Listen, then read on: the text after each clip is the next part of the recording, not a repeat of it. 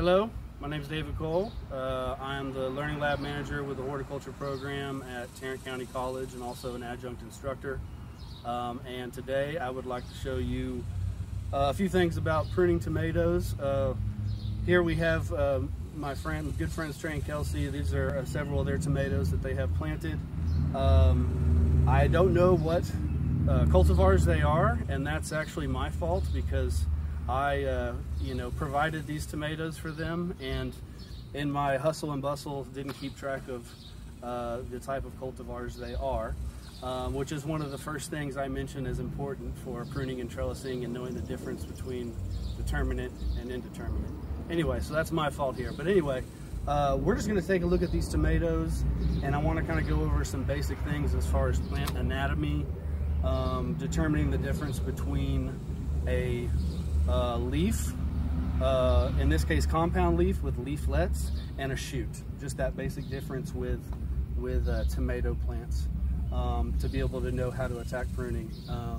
And I've already talked about, or I will in some slides, about the reasons for pruning. Obviously improving air circulation, that will help with disease prevention. Also just getting the right ratio of vegetative growth to flowering and fruit production. And with our shorter window in Texas, because it gets 100 degrees fairly consistently, such as July right now and into August. Obviously it's a little bit late to be doing the initial pruning.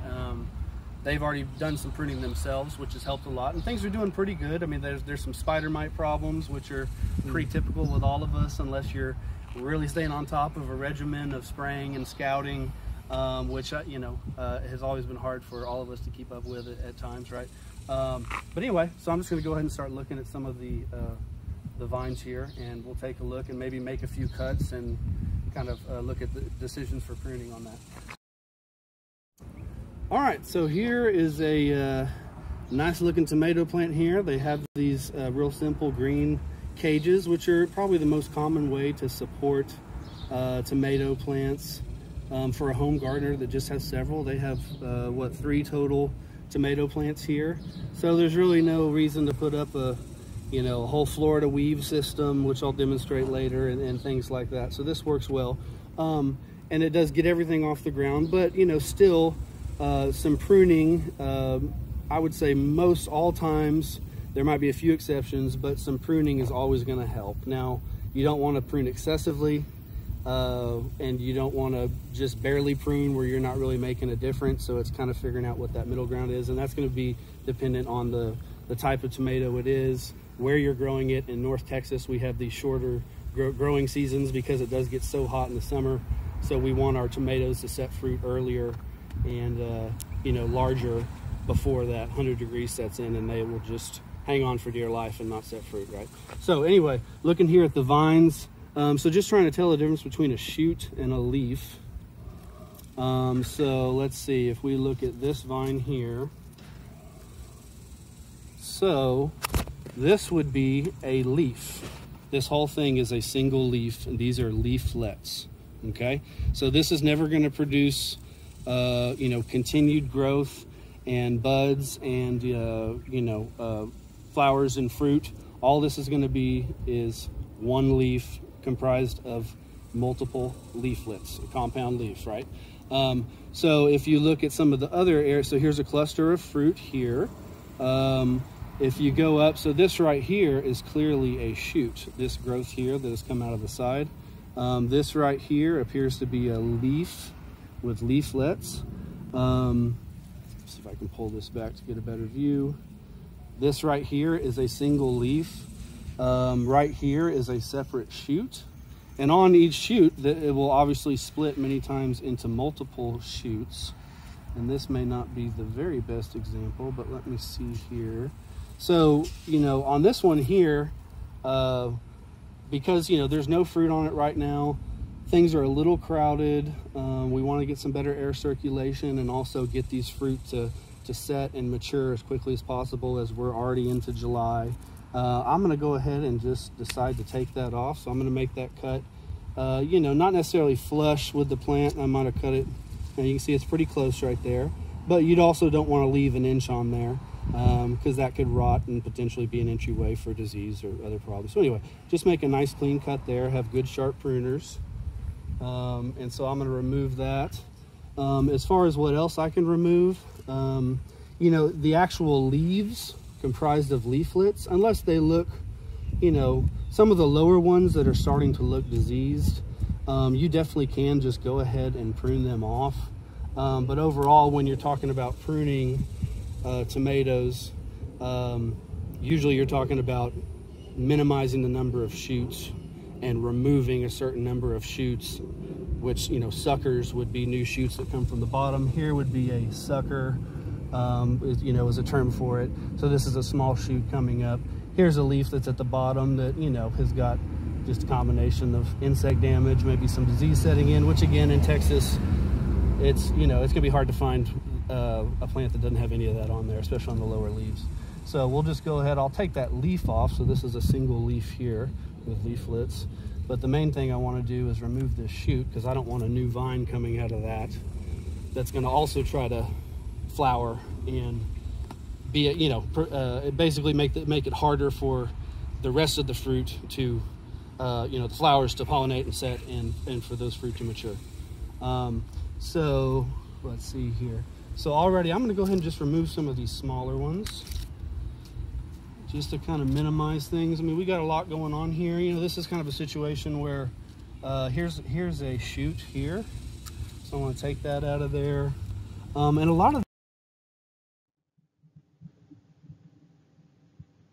So I wanted to mention some more detailed differences between determinate and indeterminate growth habits, specifically for tomatoes. This can apply to other types of crops and plants too, but this is a huge distinction between different varieties or cultivars of tomatoes. And so it's really important to be able to know when you're growing tomatoes and you select certain varieties to grow, whether they're determinate or indeterminate. So you can see on the screen determinate. These plants are going to be just have a more kind of defined, growth habit, where they're going to be typically smaller and bushy, and they're going to, begin to grow and establish and vine and then flower and set fruit. And not that they won't continue growing at all at that point, as far as more vines and more fruit, but they kind of have a more determined growth stages where they're going to set fruit in kind of a more confined window.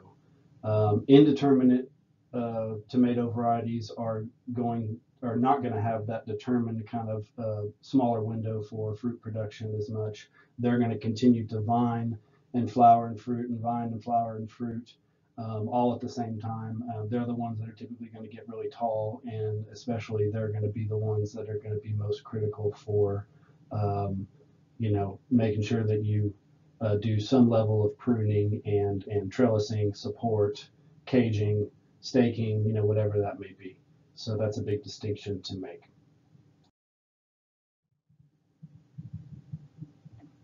So here we have a list of some different tomato varieties that I imagine a lot of you guys are familiar with. There's a whole lot that I'm sure are your favorites that are not included on this list, and some of the ones that I picked for this list are some of the ones that I'm a little more familiar with, that I've had success with in both Central Texas, Waco area, growing for a long time, and then now in North Texas, and particularly Fort Worth, and also in the Dallas area. So anyway, so on the left you have a list of a few of the common determinate varieties of tomatoes. So Celebrity, maybe one of the most reliable, hardiest, relatively disease heat resistant, good, medium-sized fruit producing tomatoes that a home gardener can grow. They are a hybrid, and they do really well. So 72 days to maturity on that. You can see some of the other ones on the list. Bush Early Girl, Patio Hybrid. Some of these ones are going to be, particularly Bush Early Girl and maybe Patio Hybrid would be great for containers. And that's just something you'd have to kind of understand the variety you're growing, as far as, how much, how big the plant's going to get, and really how much container size it needs. You probably wouldn't want to put any of the indeterminate tomatoes in a container unless you had a pretty large container. And more often than not, I see people putting tomatoes in containers that are too small. I mean, even 5-gallon containers, that might be okay for something like patio hybrid or really a good container variety tomato. And it's typically going to be a determinate and not indeterminate, right? But anyway, and then on the right, you got indeterminate varieties. Early grow, most people are familiar with that, and it's real early, 52 days to maturity. And again, the days to maturity are going to be from transplanting. So from the date that you transplanted in the field to the day that you'd harvest your first ripe fruit. Now that's just, best case scenario, ideal conditions. So of course it could be longer than that, depending on other factors. But still, you can compare days to maturity on different varieties and have an understanding of which ones are going to be earlier and which ones later. Giant Belgium, 90 days to maturity, and usually that's kind of crazy to grow some of those. I guess you could call them the beefsteak, the late season family of tomatoes here in Texas, because we have such a short growing window. I have had some success with Giant Belgium as far as an heirloom with a good, beefy, real good tasting tomato. And then I've had other years where they didn't produce much at all, but I love the taste of them, so I kind of still try to do a few here and there. And you can see some of the other varieties on there. Super Sweet 100, which I misspelled. I just see Yellow Pear, Sun Gold. Those some of the cherry tomatoes or the smaller fruit, and they're going to be able to set temperature and higher temperatures, set fruit and higher temperatures into the summer. The smaller fruited varieties compared to the larger fruited, just in general.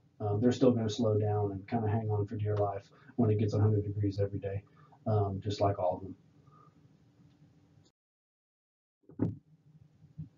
Just some other points about indeterminate tomatoes, so the ones that are going to continue to vine and flower set fruit and continue vining, grow really tall. They're the ones that I would say in most all cases, if not every case, especially in our area, you really have to do some pruning, and they're going to need some support. And there could be different ways you do that.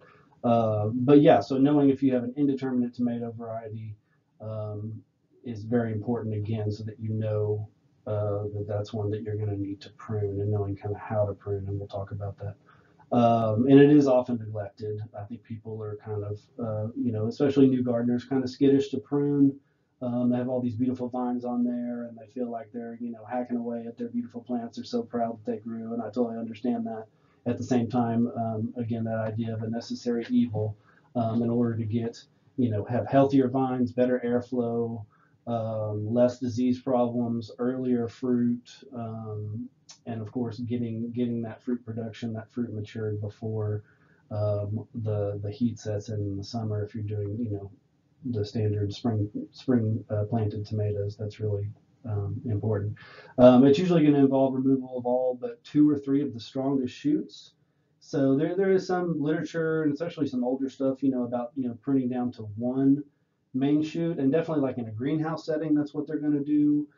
That may work on some varieties and some home gardens. I haven't really done it that way. Usually I'm going to have 3 and kind of spread them apart, so they're kind of one going out to the right, one to the left, and one kind of straight up. As much I'm selecting for those 3 strong shoots and cutting all the other shoots off. And again, this is about when they're maybe 18 inches, 2 foot tall, or maybe even before that you would want to do this initial pruning before you trellis them. Learning to recognize the difference between a leaf and a shoot is just a real fundamental thing, and I've shown that on some of the video clips, and I'll have some more. Just trying to be able to tell the difference when you're making pruning decisions. That's essential, and lots of different trellising techniques. And I'll talk about and demonstrate the Florida weave technique, which may not be appropriate for smaller scale home gardeners. But if you're doing, a few rows of tomatoes, it may be something that would be worth your time trying to do. It's fairly easy once you know what you're doing and have stuff set up, which I'm not a pro at it, but it can be a really good system. And that's obviously what they use for larger scale trellised tomato production, is Florida weave technique.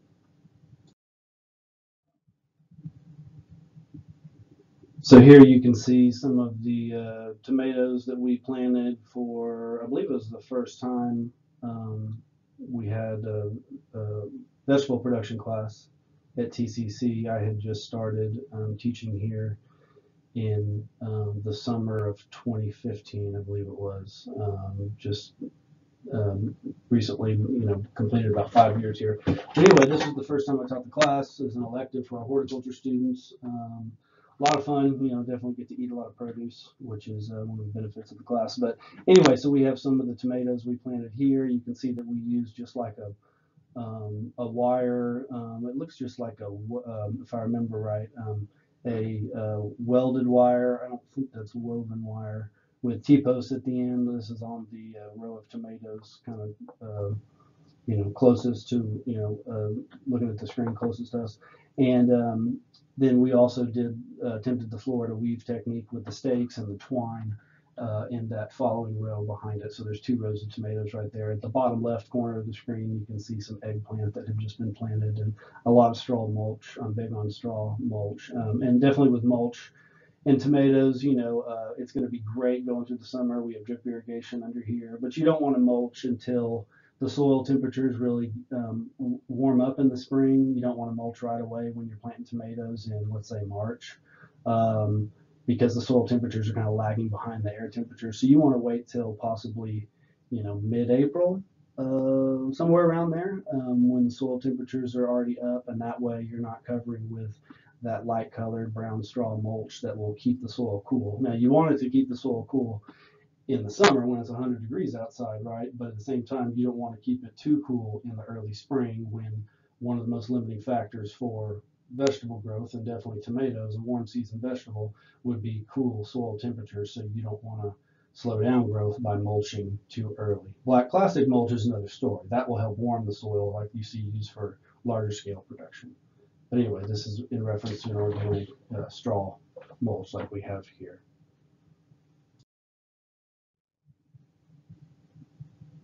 All right, so you can see here, this is the same planting of tomatoes that was planted in the spring with the spring 2016 class. However, this is the fall 2016 class. A few of the students out there, and I believe they're harvesting tomatoes. You can see the picture of all the green tomatoes on the right. I think we actually were, I've had mixed success with this, and I'm sure some of you guys can attest to this, but trying to carry through tomato vines from the spring all the way through into the fall. It can be tough. Sometimes it's not worth it. It's not worth the trouble. You got to keep watering them, throughout the dead of summer. Even though you're not really harvesting much, things look pretty bleak. Like there's no way they're going to bounce back. But when you start getting those cooler temperatures again in September, usually, hopefully, we had one year where it was fall, I believe, maybe it was 2017, where August was unseasonably cool, and so we had to. It's not this patch here. I think it was the following year, but we had a lot of tomatoes start going crazy in August and September, and we were harvesting ripe tomatoes.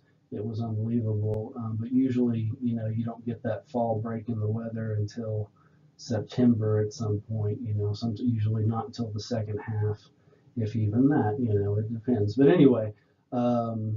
If anything, I think the baskets of the green tomatoes, that was probably, hey, we were looking at the weather.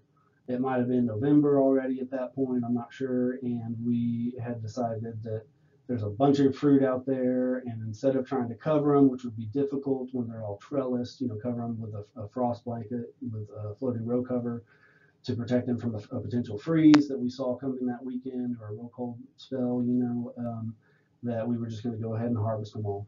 And have green tomatoes. And some of them will still ripen, of course, but anyway, so you can always end up with that. Some people absolutely adore green tomatoes and have all kinds of recipes they use them for, and so that can work out well too.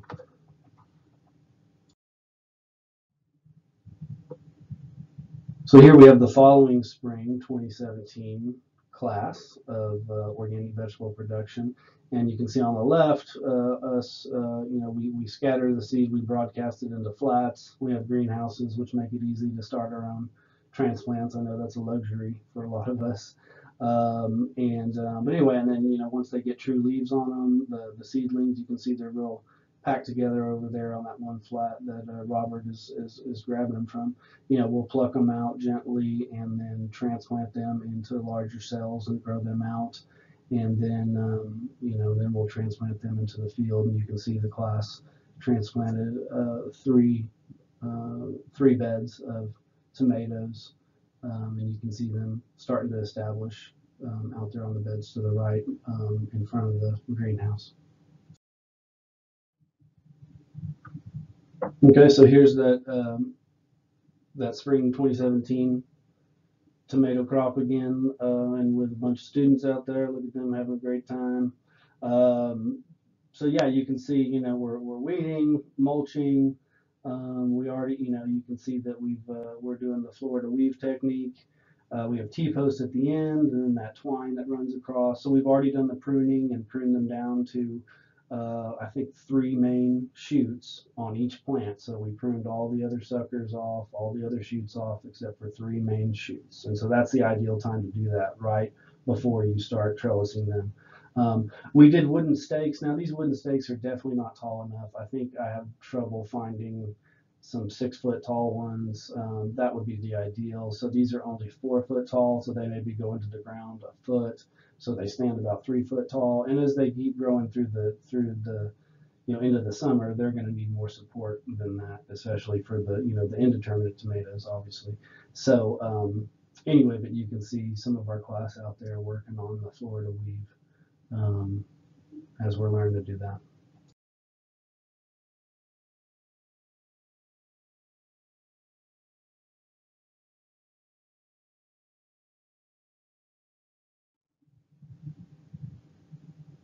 So here's a few more random picks, not from our garden and growing here at TCC, but some other stuff, showing different ways to do the Florida weave. And there's some variations of it. I definitely, like on the last slide where you saw us doing it, I think we had a stake every 2 plants and, wooden stake every 2 plants, and then the T-post on the end for the main support to pull it tight, right? Definitely love the T-post idea. If you have longer rows, you can do 2 wooden stakes together and kind of lash them together, put them in diagonally at an angle, and drive them in deep, and they can be your end supports instead of T-posts if you don't have those or don't want to mess with that.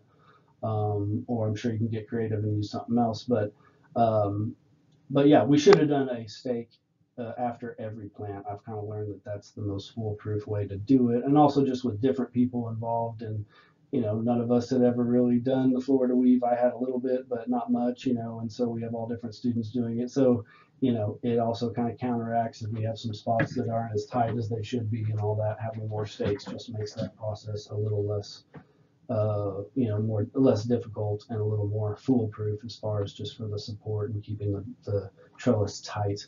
You can see up on the right hand side of the screen, so that's commercial production. You can see these guys have a big little air compressor on a trailer and an air hammer, and so they can just go through. They don't have to hammer it in with a sledge or a dead blow hammer. They can just by hand, they can just take the air hammer with the air compressor, pneumatic power, and just drive those suckers in. And so they're putting them in, after every plant. You can kind of see the small tomato plants in between each stake on that white mulch, that white plastic mulch. But that's large scale commercial production. But that's one idea of how that can look on a large scale. This is a picture I took at my good friends Justin and Jessica, who own and run Red Moon Farm out in Van, Texas, in East Texas. A wonderful CSA. They sell at a farmer's market. I know out there in Tyler, I don't know if they've done much in this area. They definitely deliver CSA shares to the Dallas area regularly. So if you're looking for a good CSA, they might be full up right now. I'm not sure, but keep them in mind. Red Moon Farm. But anyway, this is a picture I took a few years ago. Went out and visited them. But you can see, they have the row cover over there. That's protecting from deer that were chomping on their whatever greens that is they're growing. But to the left, you can see they just use like baling twine. That red, orangish baling twine and T-posts on the end and wood stakes, and they have done the Florida weave on their tomatoes.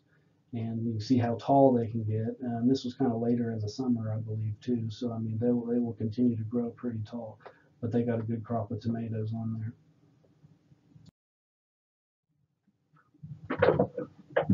So here's an attempt at me trying to demonstrate kind of the initial installation and technique of Florida weave.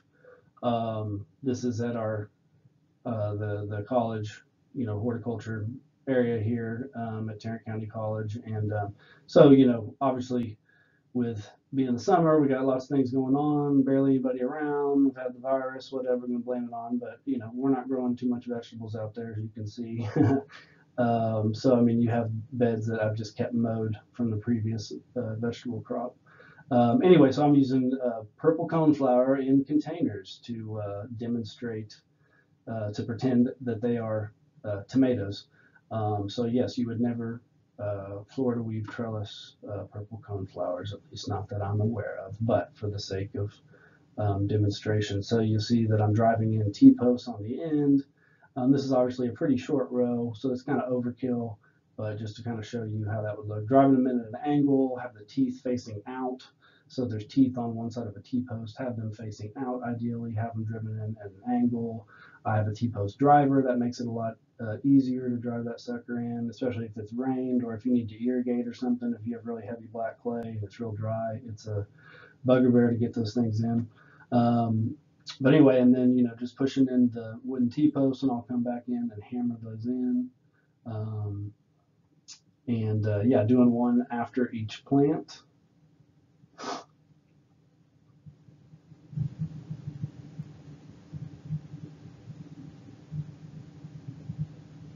So yeah, this is just, I believe it's like a 3-pound dead blow hammer that I had. You can use a little sledge or regular hammer probably or whatever, but that worked well for me. And again, these are 4-foot stakes, definitely not tall enough really for a full season Florida weave system with indeterminate tomatoes. So just keep that in mind. Don't be like me and only use 4-foot stakes. But anyway,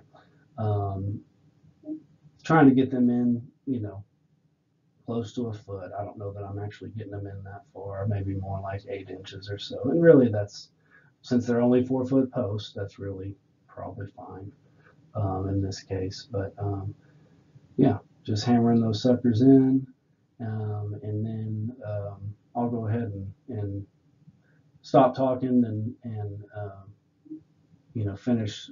You'll see how I do the installation of the twine, and I'll use a piece of PVC pipe. I stole that from a YouTube video, or you can find all kinds of stuff of cool ways people do the Florida weave technique. But again, this is only going to be if you have a few longer rows of tomatoes or you have a little larger scale production, that Florida weave is probably going to be practical. If not, cages and all that might make more sense for you.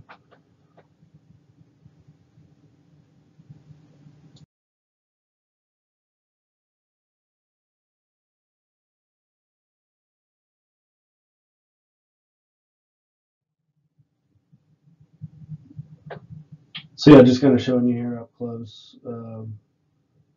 Again, pretend these are tomato plants, and you're basically, weaving in and out of each stake and each plant. Once you get to each stake, as you saw in the video before, you're going to pull that string tight, and then you're going to wrap that stake. I think I might wrap the twine, the end of the twine, at least once. I think I did twice, just because I love overkill, and you just want to make sure you hold it tight each time you wrap it around that next stake, and then you can loosen the slack and it'll hold tight. Go to the next one, weave it in and out, go to the next stake, pull it tight, and then wrap it around that stake again.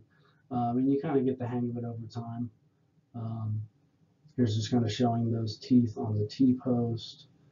Having the teeth on the outside, that might be a minor detail.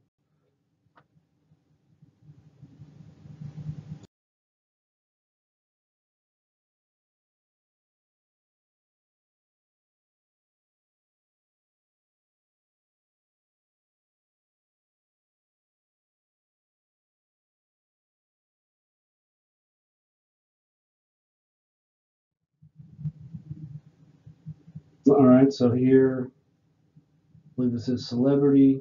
I've had a lot of insect pest issues, white flies, spider mites, a bunch of aphids, greenhouse we have in there. It's got a bunch of plants in there. We have a very hard time keeping it free of insects. Here's some nice cat facing, that splitting, the symmetrical splitting from the top. There's a good example. And that's due to poor pollination, which is basically due to high temperatures. And when you see that, there's not a whole lot you can do about it. When you're in this greenhouse in particular, I'm going to go ahead and take off that diseased leaf there, and keep on moving up, see if we see any other things we need to prune off. Now, this is a different system where we're obviously just maintaining one main shoot, and it's going to be trellised up this wire going across the building with the little clothesline deals.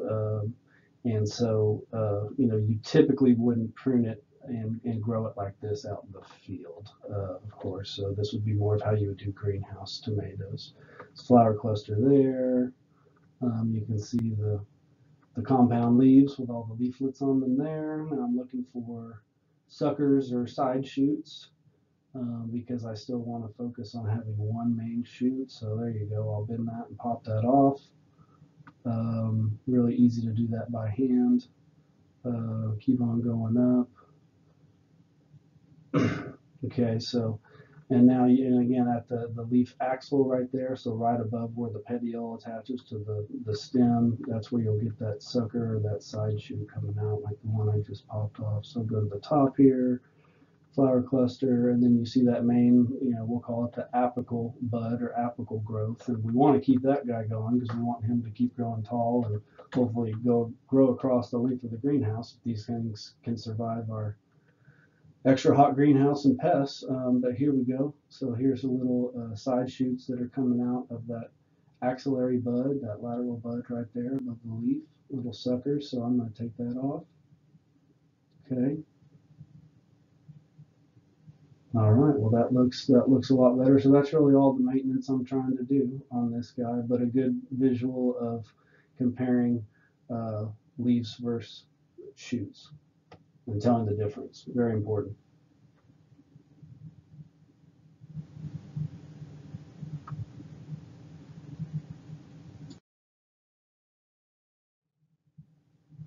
Okay, so here's a chart, and just basically giving an idea of the temperature range, particularly the highs and lows, and definitely the highs for Dallas-Fort Worth, just an average temperature range. And obviously averages only tell us so much because year to year that can vary quite a bit, but still it's fairly consistent. So you can see how in July, going into June and then July, August, I mean, that's when it's really the average temperatures are going to be at 95 or above. In some years it feels like the average is more 100, right? But this would be over a longer period of time, these averages. But anyway, obviously our goal is to fit in the tomato crop, maybe planting as early March. You got to watch out for the frost, or late March, and then getting those tomatoes established and producing fruit and harvesting by June and into maybe July. But at that point things are going to kind of shut down. It's going to be so hot because it reaches those temperatures where the tomatoes cannot pollinate well for the most part, and then things come back down hopefully around September. And so if you're trying to get summer tomatoes to grow through into the fall, you just have to kind of keep them alive and keep watering them, and then when things start cooling off in September, you'd come in and obviously do some pruning, get all the dead disease stuff off there, and fertilize most likely again, keep watering, and hope that you get some new fruit, so some flowers pollinating and fruit to set and hopefully mature and ripen before we get a real hard frost. And row cover can help extend that in some cases. Again, when you trellis and cage, now cages actually make it a little easier to cover with the individual cages. With the Florida weed, it's a little tougher. And the higher up the tomatoes are growing, particularly like on a tall trellis, if they're 4 to 5 feet above the ground, the soil is what is the heat sink or the heat source or the heat sink that will release that heat at night, and that row cover traps it in. So the closer the plants are to the soil, the more likely you're going to be able to retain that heat and keep them above 32 degrees long enough for them to not freeze. But anyway, so it is a little challenging when you do a tall trellis for freeze protection. At least it can be, but you can get creative.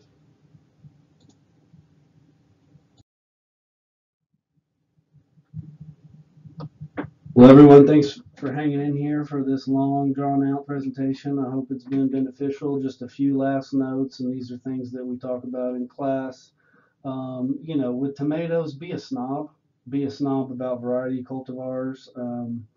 I would say that goes for a lot of things, a lot of plants we grow. I would say particularly vegetables, and especially within vegetables, tomatoes. So really try to lean on what is successful in your area, what's recommended by the extension for the area you're at, what other gardeners are having success with. Master gardeners have a lot of info on that. Other growers, other gardeners, that is the best resource. Um, and going to garden centers, sometimes they have an assortment of different seeds or plants. Most garden centers are going to be pretty knowledgeable about what is locally adapted varieties, tomatoes that are going to do well here. Some they might have a selection of beautiful looking seeds or plants that really are not necessarily the best here, but usually, hopefully, people are knowledgeable about that. So just keep that in mind when you're trying to pick out varieties. If you're going to do a new variety, just do a small amount. You don't want to plant your whole bed and have it be a failure. It may work out great, but if you're ordering something from a catalog that seems like it might work, just try a few. If you're doing a decent amount. So heat and drought tolerance, huge deal. I definitely recommend using hybrids. Do some heirlooms for sure. I would say do at least 2/3, 3/4 hybrids, and the rest heirlooms if you really want to have that in the mix. But the hybrids are going to be the most reliable year to year. Smaller fruited varieties, the cherry tomato, the smaller fruited, they're going to be able to set fruit in higher temperatures than the larger fruited varieties or cultivars. And so, that can be fun to have, just so you'll have something that your kids can harvest in the backyard, the little cherry tomatoes or whatever. But it's still going to decrease significantly, but they do tend to have more fruit longer into the summer. Remember, determinate versus indeterminate. Make sure you know what you're planting, what kind of tomato you have. And if you're going for a fall crop, use early maturing varieties, and I would say determinate. Like if you're starting over with new plants in the fall, which is tough and it's a little bit of a gamble, but get them in as early as you can, which it's got to be in the dead of summer. You got to plant those things. You feel crazy out there planting, but you got to get those in early and use a determinate, in most cases, determinate and early maturing variety to be able to get a fall crop in. All right, thanks.